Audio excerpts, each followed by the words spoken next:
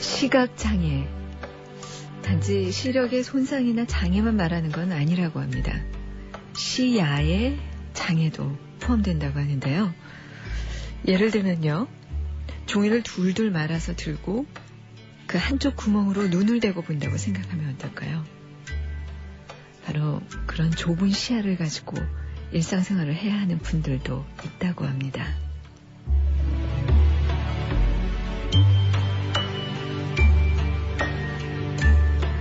안녕하세요. FM 영화음악의 정은임입니다. 그럼에도 불구하고 시각장애를 가진 분들 역시 똑같이 느낍니다. 상대방이 나를 대하는 태도, 마음은 내 시력이 미치지 않아도 나의 시야 밖에 있어도 느껴진다고 합니다. 보는 것 이상을 볼 수 있는 능력을 가진 사람도 있고요. 보면서도 안 본 척하는 사람들도 역시 있어요. 너무 많이 봐서 여러분 눈이 피곤하지 않으세요? 혹시 그래서 무뎌지지는 않았나요? 그렇다면 눈을 감고 다시 보세요.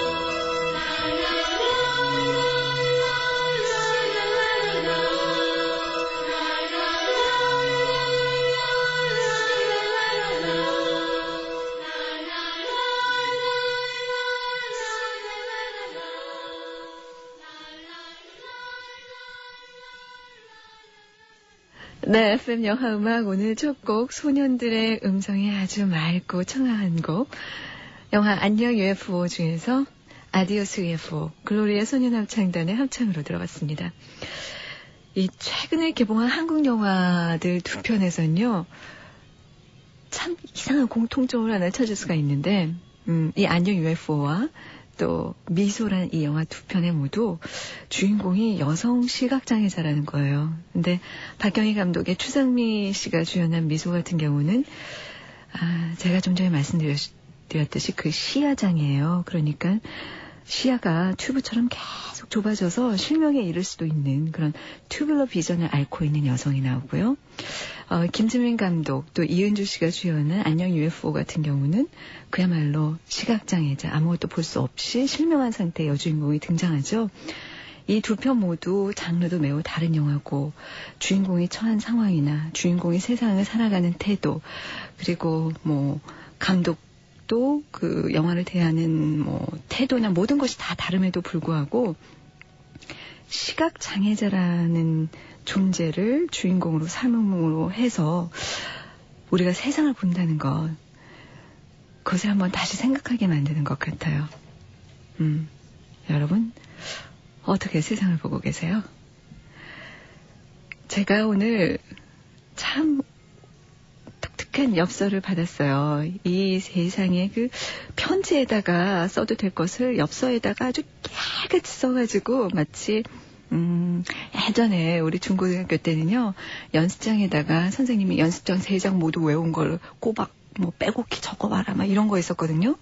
마치 그때처럼 그 연습장 첫 페이지부터 끝에까지 막 볼펜으로 아주 깨끗이 막 적어가지고 이게 글씨인지 개미 지나가는 건지 모를 정도로 그렇게 글을 쓴 기억이 있는데 서울 송파구 가락동의 고범석 씨께서 그런 엽서를 보내주셨어요. 첫 엽서, 두 번째 엽서, 세 번째 엽서 모두에 새해 계획으로 영화책을 독파하는 결심을 세웠습니다. 그런데 올해 겨우 3권밖에 못 읽었네요. 벌써 한 달이 지나갔는데 말이죠. 이런 사연이 있어요. 겨우라니요. 그거 겨우 아니에요. 그래서 저는 이렇게 긴장을 하고 있었는데 이 세 번째 엽서에는 심지어는 첫 번째 엽서에서 말씀드린 대로 여전히 영화책을 독파 중입니다. 지금까지 한 4권 정도 읽었는데요. 나름대로 의미가 있었습니다. 이런 사연이에요. 그러니까 첫 엽서와 세 번째 엽서 사이에 벌써 책 한 권을 더 읽으신 거예요. 제가 좀 긴장했거든요. 왜냐? 이제 나 정말 허튼 소리 하면 안 되겠다. 이렇게 우리 청취자 여러분들이 영화책도 읽으시면서 방송을 듣는데 했더니 맨 마지막에 이런 글을 써주셨어요. 앞으로 제 엽서에는 현란한 영화 단어의 나열이 아니라 영화에 대한 심도 있는 생각들을 풀어보겠습니다. FM 영화음악 정은임입니다를 통해서 영화에 대한 사랑을 확인하게 되어서 기뻐요 라고 하셨네요. 고맙습니다. 그래요. 우리가 영화책을 읽기 시작하면 맨 처음에는 전문 용어로 막 쓰기 시작해가지고 그래 우리 전문인들끼리만 얘기할 수 있는 그런 분위기로 말들을 하거나 글을 쓰거든요. 그런데 책을 많이 읽고 그에 더해서 책을 읽는 그 대상에 대해서 사랑을 하게 되면 그 다음에는 소화된 아주 쉬운 말이 풀려져 나와요. 우리 고범석 씨의 글에서도 그런 글들을 많이 만나볼 수 있기를 바랍니다. 오늘 FM 영화음악에서는요. 새로 나온 영화들 혹은 지금 최근에 개봉한 영화들 그런 아주 따끈따끈한 소식들과 음악들을 계속 접할 수 있을 텐데요. 다음 곡도 그런 곡이에요. 참 그 전에 맨날 잊어버리는 거. 주소 알려드릴게요. 우편번호는 150에 600번이고요. 서울시 영등포구 여의도동 여의도 우체국 4선 819호 FM 영화음악 정은임입니다. 담당자 앞으로 사연을 보내주세요. 또 인터넷 사연은 www.imbs.com 라디오 FM 영화음악 정은임입니다. 순서대로 밟아오시고요. 이번 주에 오리지널 사운드트랙 선물은 워너뮤직에서 제공하는 그녀를 믿지 마세요 사운드트랙입니다. 그리고 청취자 초대 시사회가 새롭게 또 준비되어 있는데요. 론 하워드 감독이 감독한 스릴러물입니다. 정말 예고편만 봤는데도 무시무시하더라고요. 실종 2월 25일 수요일 오후 8시 50분에 서울 종로 스카라 극장에서 있으니까요. 인터넷으로 많이 신청해 주세요. 자, 그러면 오늘은 예고편보다 재미있을까 있는 시간이죠. 필름 2.0의 편집장 이지은 기자가 잠시 후에 나오고요. 그 전에 우리 이 곡 들어보죠. 팀 버튼 감독의 신작. 믿기지 않을 만큼 아름답고 감동적인 영화인데요. 백패시 중에서 버디 홀리가 부르는 노래입니다. Every Day.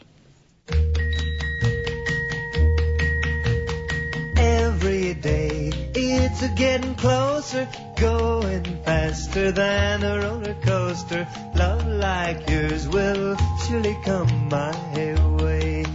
Hey, hey, hey. Every day it's a getting faster. Everyone said go ahead and ask her. Love like yours will surely come my way. Hey, hey, hey. Every day seems a little longer. Every way love's a little stronger. Come what may, do you ever long for true love from me? Every day it's a getting closer, going faster than a roller coaster. Love like yours will surely come my way. Hey, hey, hey.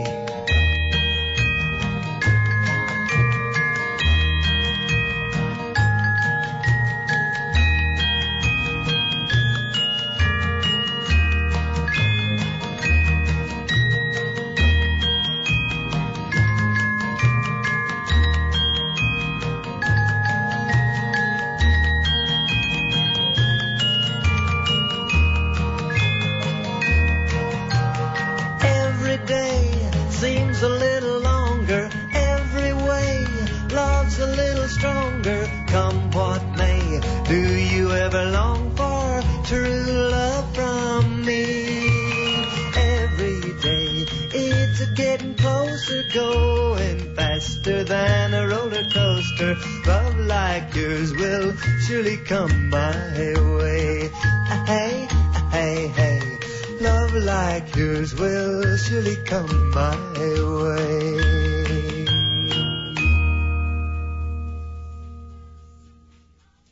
니콜 키드만, 주드러, 르네 젤거, 콜드 마운틴. 2004 아카데미 6개 부문 후보자, 골든글러브 8개 부문 최다 후보자, 콜드 마운틴. 2월 20일, 사랑만이 유단 희망이 된다. 15세 관람가.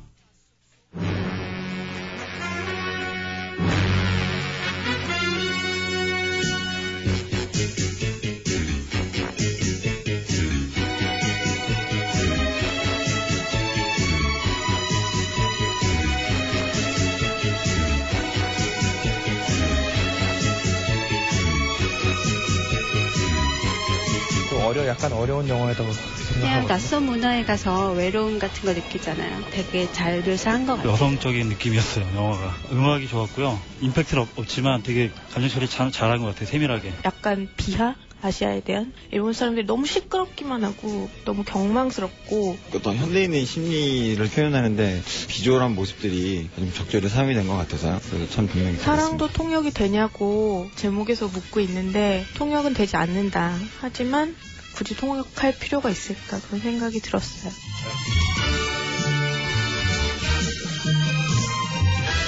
네, 예고편보다 재미있을까? 필름 2.0의 편집자 이지은 기자 모시기 전에 이번 주에 개봉하는 영화 사랑도 통역이 되나요를 미리 보신 청취자들의 소감들을 들어봤습니다.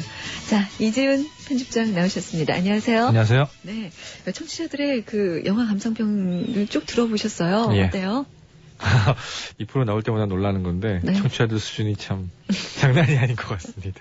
네, 그 원래 원제는 Lost in Translation이잖아요. 예. 근데 사랑도 통역이 되나 하니까 그 원제랑 영화의 분위기가 상당히 좀 발랄하게 네. 다르게 이렇게 예. 제목이 붙여졌어요. 예전에 그 사랑도 리콜이 되나요라는 그렇죠. 영화 때문에 제목이 이렇게 달리게 된 것 같은데 네. 사실 상당히 다른 내용이 되겠죠. 네. 이 작품은요, 우선은 작년 말부터 해서 올 초까지 국내에서는 상당히 많은 기대감을 불러일으켰어요. 물론 네. 이것은 대중적인 기대감은 아니고요. 이쪽에서는 이 업계에 종사하는 분들끼리는. 네. 왜냐하면 이 작품이, 작년 한 해 미국의 태반의 언론들이 꼽은 작년 한 해 최고의 영화였어요. 네. 그 모든 언론들이 작년 말에 그 순위를 매기잖아요, 리스트. 네. 전부 1위에 올리길래 도대체 무슨 영화인지가 너무너무 궁금했었던 영화인데 네. 진짜 들어와서 이제 시사회를 하고 해보니 참 만만치 않은 영화구나라는 생각이 들죠. 이 작품은 소피아 코폴라라고요. 프랜시스 포드 코폴라의 딸이죠. 딸이죠. 딸이고 예. 우리는 대부 3에서 이 친구를 본 적이 나왔었죠. 있었죠. 예. 뿐만 아니라 대부 1에서도 아기로 나왔어요. 그랬었죠. 세례받는 예. 아기요. 그때는 이제 원래 다른 여배우에게 갈 역이었는데 이제 뭐 아버지의 덕을 입어서 뭐 배우로 생활도 하고 뭐 그런다 이런 이제 일종의 낙하산 그런 생각을 했었던 것 같은데 연기도 못했어요. 이 친구가 이제 이게 두 번째 연출작인데요. 정말 놀라운 솜씨를 보여주면서 네. 대단하다는 생각을 하게 하고요. 이 작품이 사실은 좀 어린 친구들이 연출하고 이해하기에는 좀 상당히 깊이가 있는 감성이라서 네. 이렇게 정말 젊은 친구가 이런 영화를 만들었다는 것 자체가 굉장히 놀라웠어요. 그래서 사실은 이것은 어떤 아버지에게 이 드라마적인 이해를 좀 도움을 받은 것이 아니겠나 싶은 생각도 들었는데 막상 영화를 보고 나니까 그렇지는 않은 것 같아요. 사실 어떤 영화들은 보면은 감독이 어떤 정해진 공식에 따라서 영화를 만들었구나라고 느껴지는 경우와 그 영화를 봤을 때 그 감독이 어떻게 사는지가 느껴지는 영화가 있어요. 네. 이 영화가 딱 보고 그렇죠. 나니까 소피아 코플라가 어떻게 사는지 알겠어요. 예, 그리고 프란시스 포드 코폴라 감독의 연출력이나 그의 특유의 냄새는 전혀 나지 않는 영화였어요. 전혀 없고 예. 이 감성이 프란시스 포드 코폴라의 감성이 아니에요. 절대로 그래서 아니죠. 이 친구 정말 대단하다라는 생각이 들었어요. 만약에 이 소피아 코폴라가 도움을 받고 대화를 했다면 아마도 주인공인 빌 머레이와하고의 대화는 많았을 것 같아요. 빌 머레이가 우리에게는 코미디언으로 많이 알려져 있지만 실은 굉장히 깊은 감성의 소유자라고 하더라고요. 네, 아마도 지적이고요. 그러지 않았을까 싶은 생각이 듭니다. 자, 줄거리부터 일단 간단하게 말씀해 주시겠어요? 이 작품 일본 동경을 배경으로 벌어집니다. 밥 해리스라는 미국의 TV 스타예요. 이 친구가 빌 머레이가 연기하죠. 중년이고요. 집에 아내도 있고 아이들도 있고 위스키 광고를 일본에서 찍기 위해서 동경으로 날아오죠. 대략 일주일 정도 머물게 되는데요. 참 낯설어요. 동경이라는 도시가 싫고 말도 안 통하는 일본인들의 약간 호들갑스럽고 수선스러운 모습들이 너무 어이가 없고 예를 들어서 자기를 접대한다고 밤에 어떤 안마사가 호텔방을 두드리고 찾아와서 벌이는 좀 엽기적인 행각 같은 것도 너무 어처구니가 없는 거죠. 이 사람한테는. 그래서 정말 하루라도 빨리 돌아가고 싶다 이러던 와중에 이 밥이 묵고 있는 호텔에 샬롯이라는 이름의 어떤 젊은 여인 근데 결혼한 여자요. 네. 남편은 사진 작가고요. 남편이 일하는 걸 따라서 이 동경에 와서 오래 머물고 있는 이 샬롯이라는 여인을 만나게 되고요. 이 우연한 만남이 몇 번의 어떤 동행길로 이어지면서 서서히 둘 사이에 마음의 끌림이 있고 그러다가 마지막에 밥은 다시 미국으로 돌아가는 그런 이야기예요. 네. 그러니까 젊은 한 20대 초반의 젊은 아내, 주부, 여자, 스칼렛 요한슨이 그 역을 맡았죠. 네. 그리고 50대 중반의 중년 남자, 빌 머레이. 이 둘 간의 그 미묘한 사랑인데 저는 봤거든요. 네. 참 이게 미국 언론들이 그 호들갑에 가까울 만한 그런 찬사를 네. 부을만 한 영화라는 생각이 들었어요. 왜냐하면 미국인의 감성으로서는 저런 사랑을 표현할 길이 참 없거든요. 네. 지금까지의 그 미국 사랑 영화 중에서는 키스가 안 나오는 그런 사랑 영화가 있었던가요? 여기는 키스가 안 나오잖아요. 예, 그렇습니다. 이 작품은 설명드리기가 굉장히 묘한 구석이 네. 참 많은 예. 영화예요. 일단 Lost in Translation이라는 제목부터 살펴보면 아주 표면적인 의미로는 일본이라는 낯선 동네에 가서 도저히 통역이 안 되는 가운데 혼돈에 빠졌다는 뜻이죠. 네. Lost in Translation. 예. 그런 얘기긴 한데요.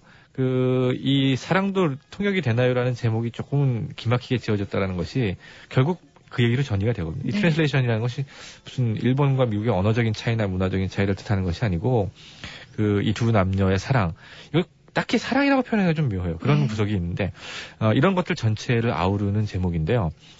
이 작품이 상당히 놀라운 것은 바로 그런 어떤 일본이라는 문화에 떨어진 미국인들의 문화적인 혼돈과 또 이 밥과 샬롯의 어떻게 보면 상당히 이질적인 만남이 가져오는 데서 벌어지는 역시 통역이 안 될 것 같은 이 느낌, 이 묘한 느낌이 중첩돼 있다라는 첫 번째 매력이 있고요. 두 번째는 밥의 입장에서 보면요, 이 사랑은 굉장히 상투적일 수 있어요. 이 네. 사랑은 진짜 성공한 중년의 가장이 뭐 어떤 낯선 오지에 와서 예. 이 지역에 뭐 여행 중에 젊은 여자를 만났다. 이런 거 상당히 그 관습적인 이야기거든요. 예.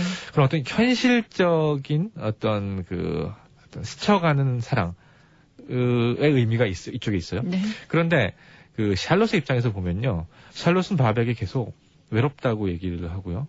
이 도시가 낯설다고 얘기를 하고요. 그런데 드라마적으로 보면 샬롯은 동경의 친구들도 있고 상당히 그 동경 문화를 잘 알아요. 어떻게 그렇죠. 보면. 그럼에도 불구하고 외롭다고 얘기를 하고 이 친구는 전공이 철학이에요. 네. 그리고 졸업한 이후에 할 일을 찾지 못하고 이렇게 놀고 있죠. 이 친구의 어떤 그 외로움이나 또 소외 이런 것들은 상당히 본질적이고 관념적이라는 느낌이 들게 해요. 네. 이렇게 밥과 샬롯이 누군가를 필요로 하는 이유가 서로 달라요. 그런데 한순간에 만나게 돼요. 그리고 이것이 현실적인 것과 관념적인 것의 어떤 경계를 넘어서서 어느 순간에 일치가 되는 지점이 있어요. 네. 이것이 저는 두 번째 매력이라는 생각을 해요. 그리고 세 번째는 이 영화의 굉장히 모호한 혼돈의 그 느낌 자체가 저는 이 영화의 매력이라는 네. 생각이 들어요. 예.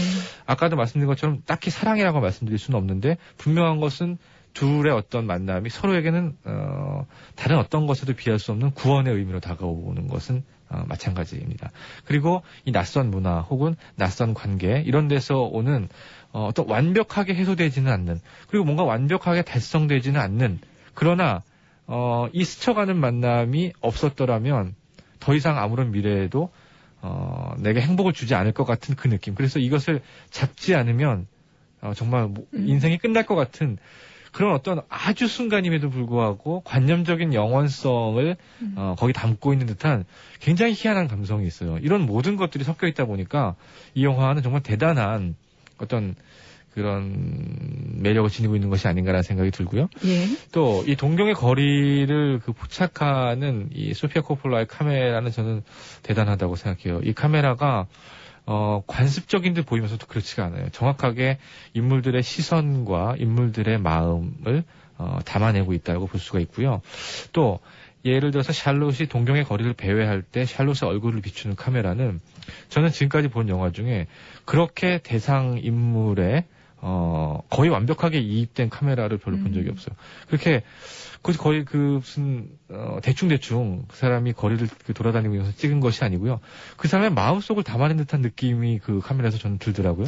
마음속을 담아낸 카메라라고 말씀하셨는데 사실 이 영화에서 대사 없이 인물만 잡아낸 풍경화 같은 혹은 정물화 같은 장면이 네. 오히려 더 많은 대사를 네. 그 안에 담고 있는 것 같은 그런 느낌을 주더라고요. 그래서 그렇습니다. 저도 그 카메라의 힘이 대단하다고 느꼈는데 그런데 이 청취자의 그 소감평 중에서 이런 이야기도 있었잖아요. 뭐 아시아 비하가 아니냐 네. 혹은 또 그러니까 그 일본이 배경이 되면서 아시아인들과의 어떤 그 낯선 문화를 단순히 그냥 묘사하는 것이 아니라 이들이 아시아인이기 때문에 약간 이렇게 낮춰보는 것 같은 그런 시선에 대해서 이렇게 거북스러워하는 분들도 분명히 계실 것 같아요. 네, 분명히 있습니다. 그 부분은 특히 초반부에 네. 그 일본인들을 제가 봐도 너무 심하게 비하를 하고 있는 부분이 있어요. 네. 최근에 헐리우드가 그 라스트 사무라이나 킬빌 같은 영화들이 일본의 어떤 그 정신, 무사도 이런 것들을 좀 물씬화시키는 경향이 있는데 사실 그것과는 정반대의 지점이 있는 영화라고 볼 수가 있기는 한데 네. 사실은 이게 후반부로 가면 그렇지 않아요. 후반부로 그렇죠. 가면 예. 이 밥이 난 동경이 좋아졌다고 얘기를 해요. 그런 부분들이 괜히 하는 말이 아니고 그런 어떤 그 표피적으로 드러나는 이질감 같은 것들이 사실 중요한 게 아니다라는 얘기가 되는 것이고요. 예, 사실은 그 전 세계로 요즘은 사람들이 여행하고 떠돌아다니는데 그 어느 도시든 거대 도시는 다 똑같다라는 것을 이 그렇죠. 영화가 맨 마지막에 좀 가면서 후반으로 가면서 보여주고 있는 것 같아요. 예. 그러니까 국경이라는 것의 의미가 점점 이렇게 영화 후반부로 가서 사라지고 있는 것 같은데 특히 정치적으로 올바르다고 이야기하는 의미에서 한 가지 네. 더 말씀드릴 것은 그 샬롯의 관계와 그 빌 머레이의 그 관계가 그 흔히 봐서는 젊은 여자와 중년 남자 하면 언뜻 떠올리게 하는 게 그 롤리타. 그렇죠. 그 롤리타 컴플렉스를 떠올리면서 그 뭔가 그 불순하고 불륜의 냄새가 나는데 이 영화는 단 한 번도 이 두 사람이 서로 그래서 살갗을 마주 댄다든지 그런 게 없어서 상당히 예, 느낌이 좋았어요. 게, 아까 말씀하신 그 일본 얘기랑 요 얘기랑 두 가지 정도 재밌는 그 일이 저희가 얘기한 것들이 있었는데 첫 번째는 그 일본이라는 도시를 여행했던 많은 친구들이 이 영화는 일본에 딱 일주일 가 있을 때 볼 수 있는 풍경과 느낌을 잡아냈다라고 얘기를 네. 해요. 그러니까 계속해서 사는 것이 아니라 딱 네. 일주일간 있었을 때의 느낌. 그것이 그렇게 나쁘다고 저는 생각하지는 않아요. 그 일주일 있다 보면은 그냥 그 정도의 이질감을 느낄 거라고 생각이 들고요. 그런 것들이 결국은 아까도 말씀드린 것처럼 샬롯과 밥의 관계랑 마찬가지거든요. 그 둘도 거의 한 일주일 만났어요. 상당히 그 표피적인 느낌으로 끝날 수가 있었는데 그런 것들이 결국은 굉장히 깊이 있는 어떤 것으로 다가간다라는 것이 일본 문화를 접하는 미국인들의 이 이야기랑 좀 비슷할 것 같다는 생각이 들고요. 두 번째는 그 밥이 이 샬롯에게 뭐 더 대화를 청할까? 이 밤에 만날까? 이러면서 침대에 누워 있거나 이런 장면들이 있어요. 또 샬롯이랑 같이 침대에 누워 있는 장면도 있는데 이 장면에서 성적인 어떤 그 코드를 읽은 친구가 단 한 명도 없다는 사실이죠. 말씀하신 것처럼 그런 느낌이 하나도 없이도 둘 사이의 관계가 참 매력적으로 그려지고 있다라는 생각이 들고요. 예. 저는 뭐 개인적으로는 이 마지막 장면이 제가 말씀드릴 수는 없는데요. 그쵸, 이 영화 음악 좋아요. 네. 좀 있으면 음악 들으실 텐데 그 아주 적재적소의 음악이 네. 사람 마음을 이렇게 콕 찌르는 부분이 있는데 이 영화 마지막 장면 되게 모호하게 끝나거든요. 그리고 음악이 흐르는데 정말 저 시사회 보다가 눈물이 주르륵 흘렀어요. 그 눈물의 의미가 예. 뭔지 지금까지 저는 잘 모르겠는데 이 얘기를 했더니 저 아는 선배가 너 중년의 위기야. 그렇게 얘기하는데 아무튼 너무너무 추천해드리고 싶은 영화입니다. 사실은 중년의 위기가 아니라 모두들 자신의 내면을 바라보게 될 것 네. 같아요. 이 영화를 예. 보면. 예. 네. 자, 사랑도 통역이 되나요는 음악이 사실 기가 막힙니다. 음악도 영화의 그 이야기를 하늘 음악 자체가 해주는 것 같은데요. 그 중에서 한 곡 한번 들어볼까요? 예, 이지은 편집장께서 너무 좋다고 한 바로 그 영화의 엔딩곡입니다. The Jesus and Mary Chain의 Just Like Honey.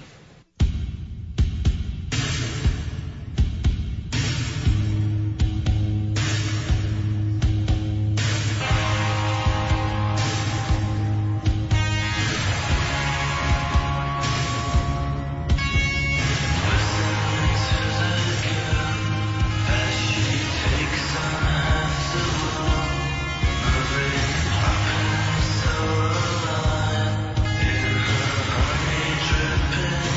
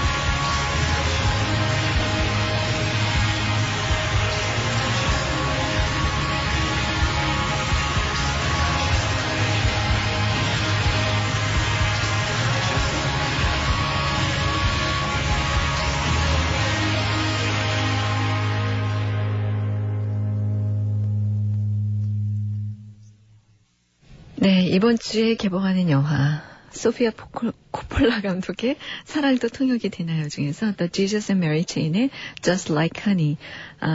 양희찬 씨 잘 들으셨어요? 예, 그 일렉트로닉 계열의 음악 바로 이 곡이었습니다. 자, 필름이.영이 편집장 이지은 기자 모시고 예고편보다 재미있을까 이번 주에 개봉하는 영화들을 추천받고 있는데요. 어떤 영화 이번 주에 또 볼만할까요? 예, 한국 영화 소개해드리겠습니다. 그녀를 믿지 마세요라는 작품이고요. 김하늘 씨, 강동원 씨 주연 맡고 있죠. 이 작품은 시사회 결과로를 한마디로 표현하자면 기대보다 재밌다라는 얘기가 나왔어요. 예. 왜 기대가 그렇게 낮았냐면 그 최근에 1년에 이런 류의 작품들 제가 좀 넓게 얘기를 하자면 이런 류의 작품들 즉 제목이 조금 이제 이색적으로 길고 뭐 좀 비슷비슷한 류의 로맨틱 코미디와 황당한 설정들이 등장하는 1년의 한국 영화들이 있었어요. 뭐 예컨대 그녀를 모르면 간첩 뭐 이런 작품들 이런 동해물과 백두산이 이런 작품들도 마찬가지죠. 조금 기대 이하들로 영화들이 나오다 보니까 또 그런 것이 아니겠는가라는 생각들에서 아마 기대들을 많이 안 하셨던 것 같아요. 근데 이 영화는 그런 기대 이상의 재미를 주는 작품이라고 할 수 있고요. 네. 일반 시사 반응도 상당히 좋다고 들었습니다. 그녀를 믿지 마세요라는 제목처럼 일종의 믿느냐 안 믿느냐의 사기극이 이 영화의 기본 줄거리죠. 정말 사기꾼인 여자 주인공 영주가 주인공인데 이 친구가 그 사기죄로 복역하고 있다가 가석방을 하고 언니가 있는 부산으로 내려가다가 기차 안에서 시골 약사를 만나게 되고요. 네.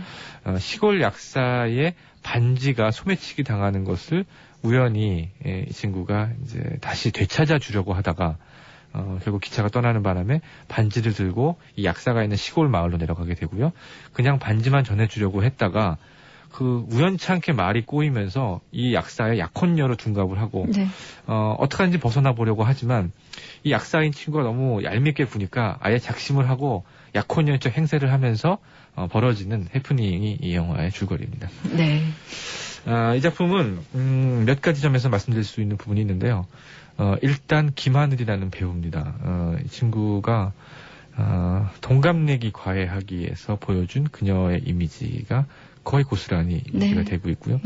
그것은 단지 김하늘이라는 배우뿐만이 아니고요. 최근에 한국 영화에서의 여배우들이 이런 식의 이미지들을 많이 가져오고 있어요. 이것이 바람직한 것이냐 아닌 것이냐는 논외라고 생각합니다. 이것은 분명한 어떤 변화의 하나고요.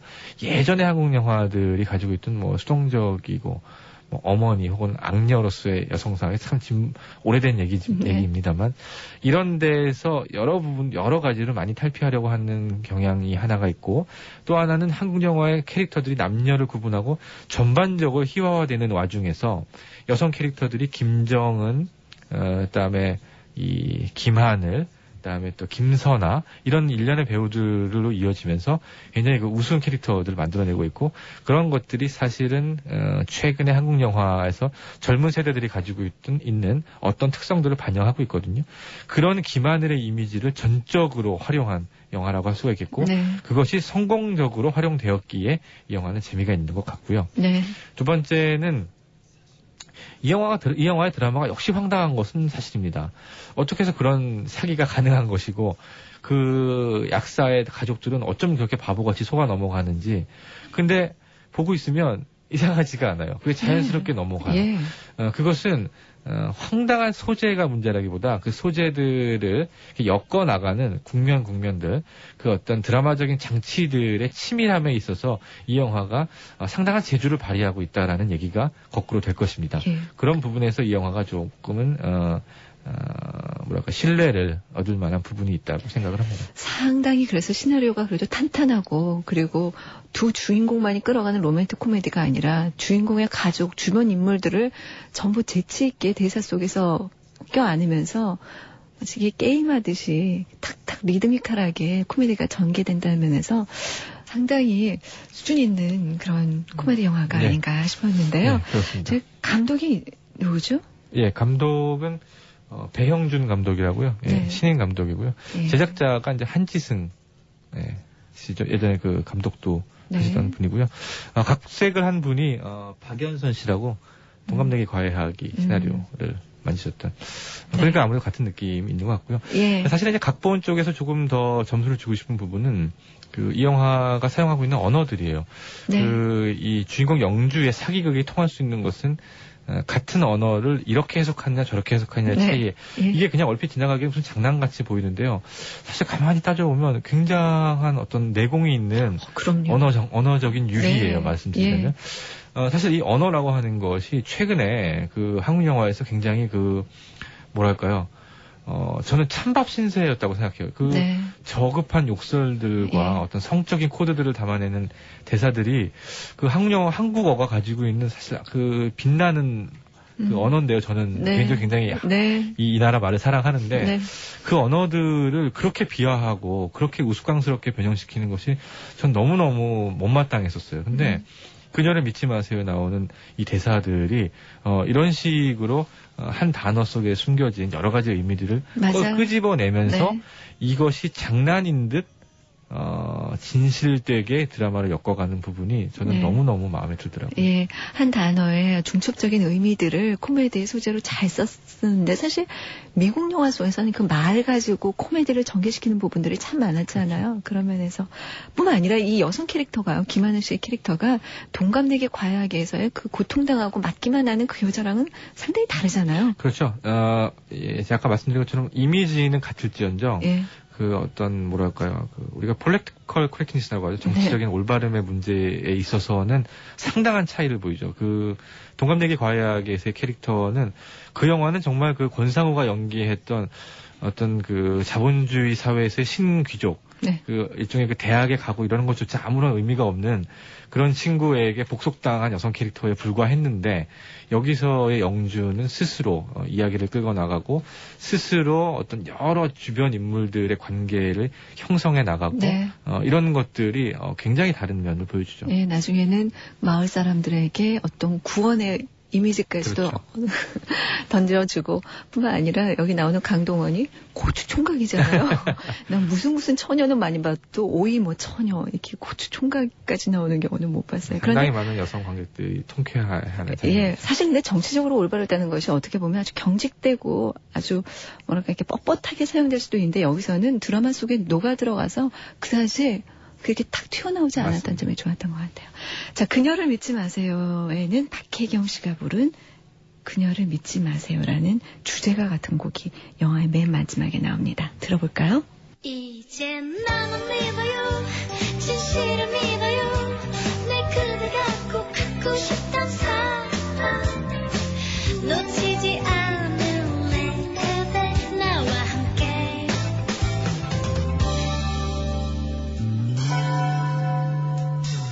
한 번도 얘기한 적 없었지 내 맘에 숨쉬는 이 사람 언젠가 알 것 같은 두려움 그 순간은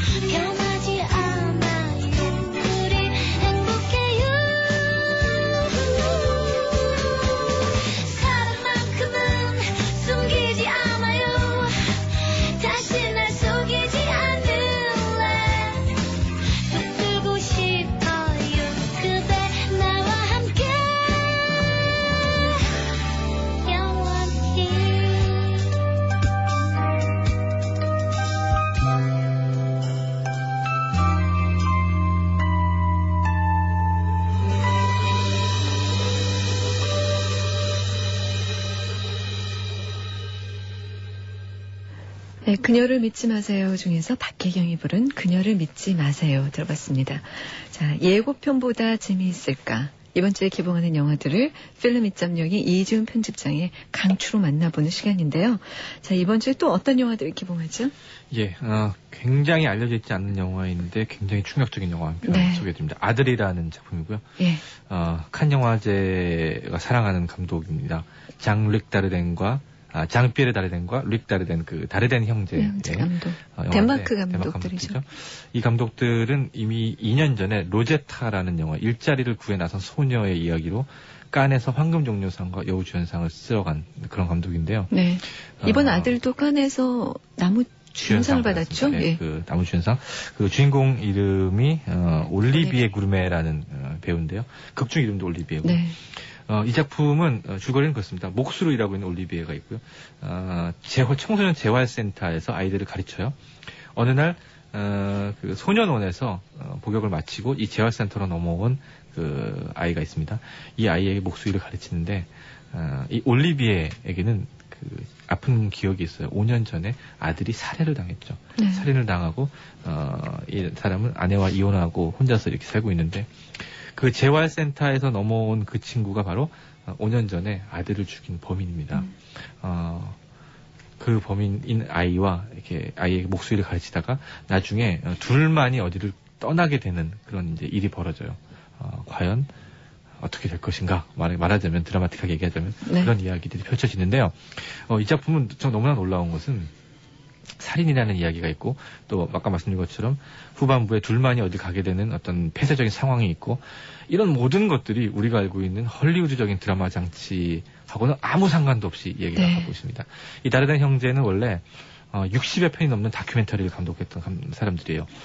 이 영화가 가지고 있는 그 대사도 없고 음악도 없고 또 어떤 영상적인 장치나 관습적인 장르적인 이런 것들 전혀 없이 끌고 가는 것은 저는 너무나 놀라웠는데 그런 것이 결코 지루하지가 않고요. 이 올리비의 시선과 마음을 따라서 가는 그 카메라의 너무나 엄밀한 시선에 관객이 압도당할 수밖에 없습니다. 그리고 정말 마지막에 그렇게 둘이서 어딘가로 갔을 때에 벌어지는 그 이야기들은 뭐랄까 삶과 죽음의 문제들 또 어떤 복수냐 이해냐 이런 문제 이런 전체적인 것들을 아우르는 어마어마한 에너지를 가지고 있어요. 이런 것들이 정말 영화적인 어떠한 장치 없이 어떤 굉장히 순수한 카메라의 시선만으로 또 연기자의 너무나 냉철하고 소름 끼치도록 차가운 연기만으로 이루어질 수 있다라고 하는 것은 굉장히 놀라운 그런 아마 감독들이 그 다큐멘터리 작업을 많이 해서 그런지 아주 극히 현실 속의 이야기처럼 그리고 일상 속에 다가간 것 같은데요. 사실 FM 영화 음악의 입장에서는 참 곤란한 영화예요. 음악이 한 편이 안 나오기 때문에 이거 도대체 어떻게 음악을 들려줄까. 근데 이 숨소리가 그 어떤 음악보다도 맞습니다. 더 사람의 긴박하고 그 감정을 전해줬었는데 글쎄요. 이 음악은 못 듣겠어요. 네. 그렇죠? 저는 보면서 마치 러시아 그 대문호들의 그 문학 작품을 떠올렸어요. 예, 그렇습니다. 그 어떤 윤리랑 어떤 인간 심성에 대해서 질문을 던지는 거대한 물음표를 하나 딱 접하고 이런 영화도 있구나 네. 했는데 이번 주에도 개봉한 영화는 또 어떤 영화들이 또 있죠? 예, 그 외에도 뭐 목포는 항구다 같은 한국 영화도 있고요. 네. 욕망이라는 디지털 영화도 있고요. 콜드 마운틴이라는 또 한편의 주목할 만한 영화 개봉하죠. 네. 우리에게는 잉글리시 페이션트와 리플리의 앤소니 민겔라 감독이 만든 영화고요. 주드로, 니콜 키드만. 네. 또 르네 저리거가 주연을 하고 남북전쟁 배경으로 한 그 러브 스토리이면서도 동시에 어떤 그 고난을 뚫고 가는 인간관계와 여행에 관한 이야기인데요. 그 앤소니 민겔라 감독의 특징은 좀 그 드라마가 광대하다는 데 네. 있죠. 그 자연과 또 역사적인 배경과 이런 것들을 동시에 아우르면서 사람들한테 아주 그 고전적인 의미에 있어서의 감동을 주는 그런 감독이라고 할 수가 있겠고요. 이 작품 역시 마찬가지입니다. 콜드 마운틴이라고 하는 어떤 그 지역 배경으로 한 자연적인 분위기, 또 남북전쟁에 휩쓸고 가는 정말 고전적인 의미에서의 인간들의 운명, 이런 것들이 사랑과 그 사랑이라고 하는 것은 이제 주드로와 니콜 키드만의 사랑. 네. 그다음에 또 한편의 관계에 있어서는 서로 연대하고 의지해가면서 관계를 형성해가는 니콜 키드만과 르네 제리거의 관계. 이런 데에 있어서 어떻게 이루어지는가. 그런 것들이 사실은 뭐 새로운 의미는 아니지만 인류가 사라질 때까지 영원히 함께할 인간들의 어떤 속성들과 어떤 진실들을 포착해가는 그런 커다란 힘이 있죠. 이런 것들을 느낄 수 있는 영화입니다. 네. 자, 그러면 이 콜드 마운틴 중에서 한 곡을 들어보고 오늘 이 시간을 마무리 짓도록 하죠. 자, 올 아카데미 주제가상에 노미네이트된 곡입니다. 알리슨 크라우스가 부르는 The Scarlet Tide. 이 곡과 함께 이중 편집장관의 인사를 드리겠습니다. 안녕하세요. 고맙습니다.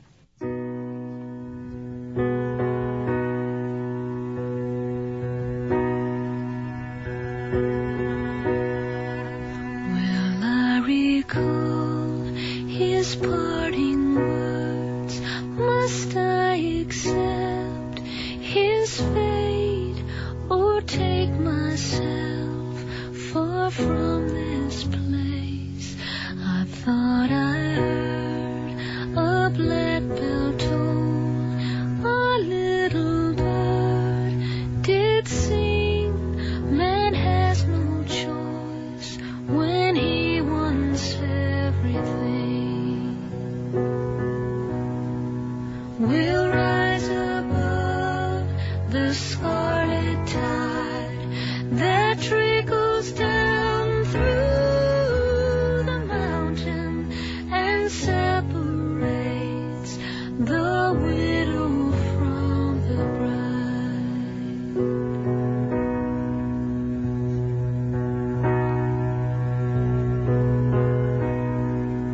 Man goes beyond his own decision, gets caught up in the mechanism of swindlers who act like kings and brokers who break everything.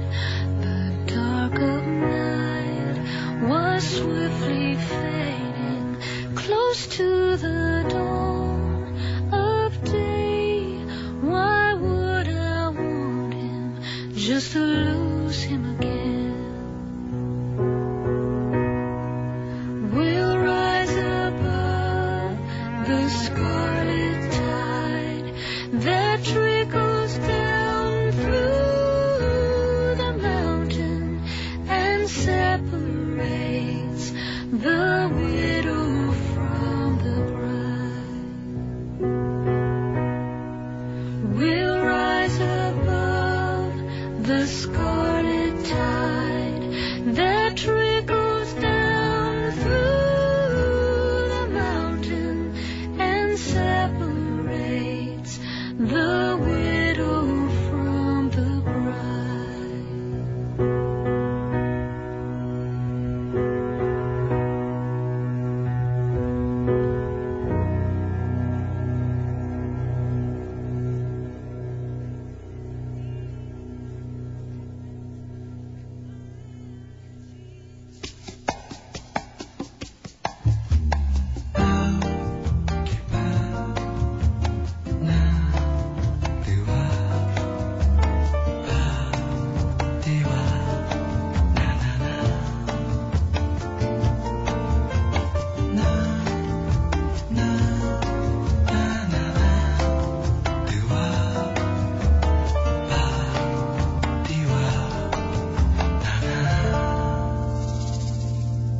음악이 있는 영화 산책 FM 영화 음악.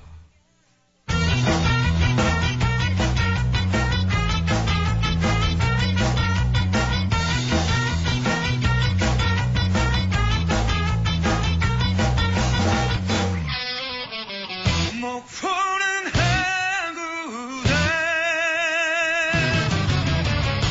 목포는 항구대, 뚝딱 서는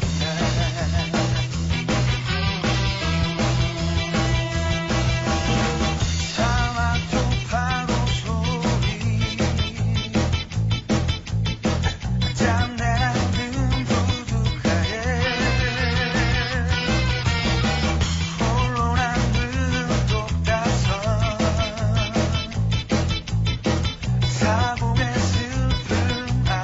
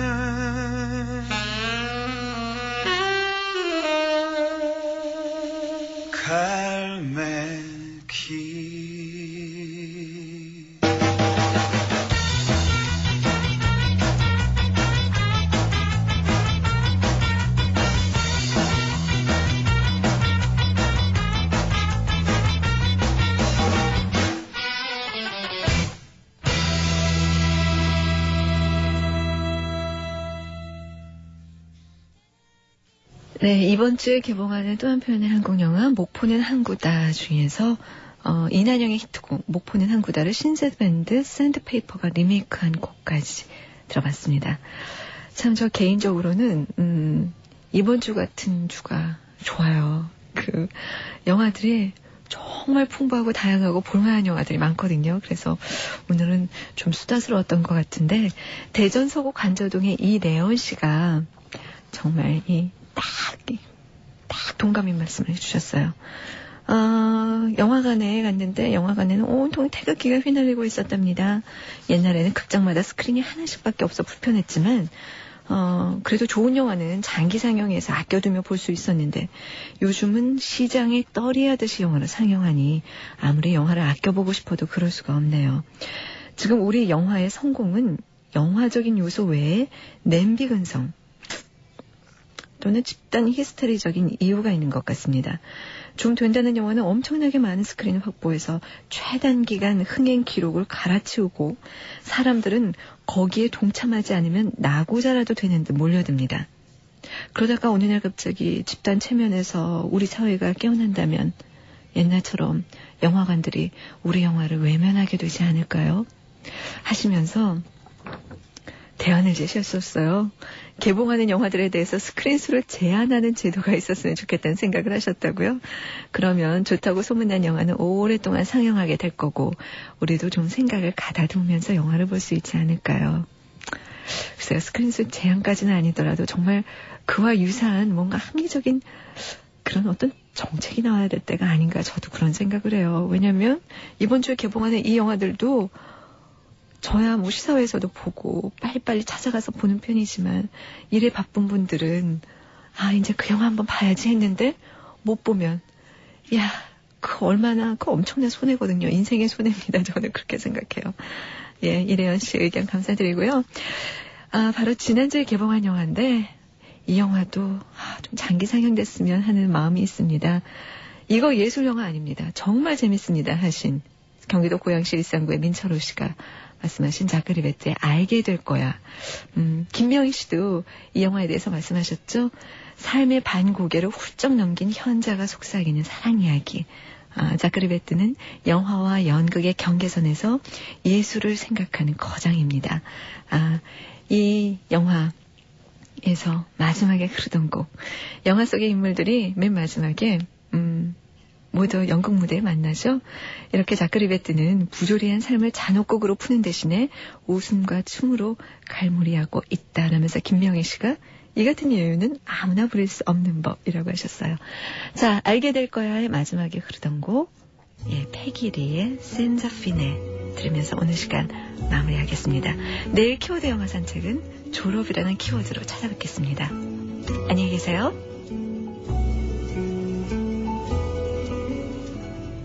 Senzafina, let it always be Senzafina. There's no end to our love, our hopes, our dreams, our sighs.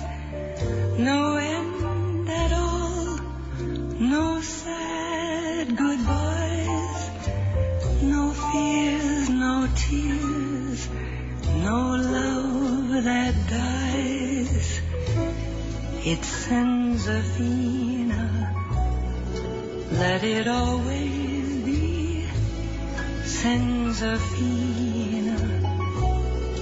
never ending, the sunlit days, the moonlit nights, the sea, the sand, the starry heights are yours and mine forevermore.